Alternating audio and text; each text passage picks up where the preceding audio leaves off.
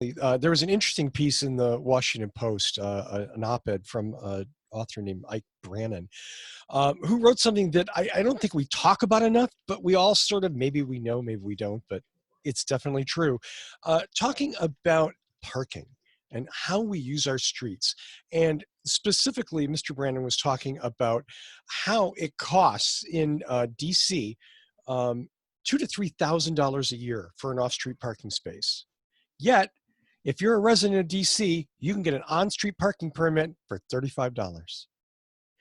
There's been other news that I've read that say that in some cities, a parking spot costs the government, costs the citizens of that space as much as $40,000 per spot because of the space it takes up, because of the extra width of the street, because of the maintenance and everything else. So here's something But a lot of cities, the parking meters generate that much revenue. Yep. Yeah. Right now, San Francisco. Yeah. Yeah, right now, Portland's charging $500 every 15 minutes because somebody's in their spots. What? Yeah, the federal government's fence. Well, yeah. Oh. The uninvited guests. So Right. here's the thing. We talk about unfunded externalities, right? And that was sort of what I was alluding to just a minute ago with ICE cars and EVs and all of that. That we've been supporting privately owned vehicles. Everybody here, everybody watching and listening pays for that. You pay so that somebody else can have free parking in front of their house, in front of their business, in front of their store, wherever they go. You pay for that. You don't have to. We could do it differently. We could design our streets differently. We could have had broader sidewalks. We could have had businesses expanding into the outside. Hey, who's seen pop-up tents in front of businesses in their neighborhood lately? Nobody on the show? Okay, I see a few nods. Yeah.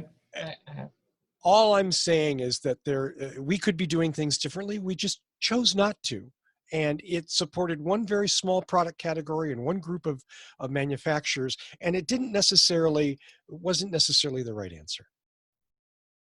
The part of the article that blows my mind, and it never even occurred to me, was the parking permits are so cheap, like you said, $35, that, he says here that there are some people who have 10 or more parking spots.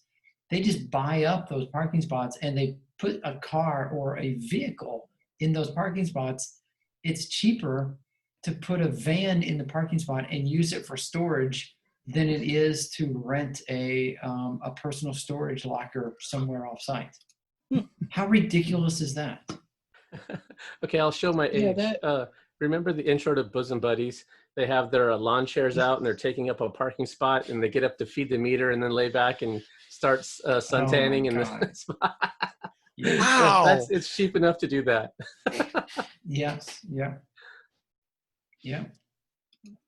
That's all I got. I don't need to beat it to death. It's just something to think about, folks. We all pay for this stuff. We don't have to do it that way. We could ask our representatives to do things differently.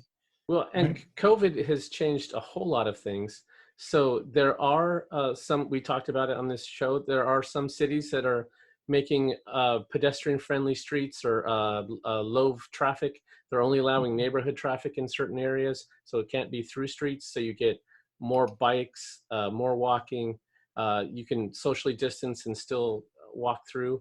So yeah, this is our chance to say, hey, let's find a better way. And New York has made some big changes where they're moving where the parking is. There are fewer lanes. The bicycle lanes are now protected instead of in the street with the traffic. So yeah, this is the chance to do it better. Absolutely. Right. Make our cities and our neighborhoods, our whatever, even one of my personal pet peeves, and I'm sorry, another 30 seconds. I drive through residential neighborhoods here because it was work at one point. I've driven through every residential part of San Diego. There isn't one neighborhood that isn't packed full of cars on the street. And I want to go a step further. The garage door is open. It's packed to the ceiling with boxes. Maybe there's a workshop in one side. There's one car in the driveway and there's two cars in the street out front. Oh God. Yeah. So again, it's great, but don't think that free parking was free. You paid for it. And you've got a neighborhood where kids are going to run out behind cars maybe and get hurt. We got all kinds of stuff going on because we have too many cars and our streets aren't designed for humans. They're just designed for cars, nothing else. And that's We tragic. paid for the asphalt, we pay for the snow clearing, we pay for the maintenance, like Russell said, we pay for the cleaning, and one person is allowed to take up 10 feet of space.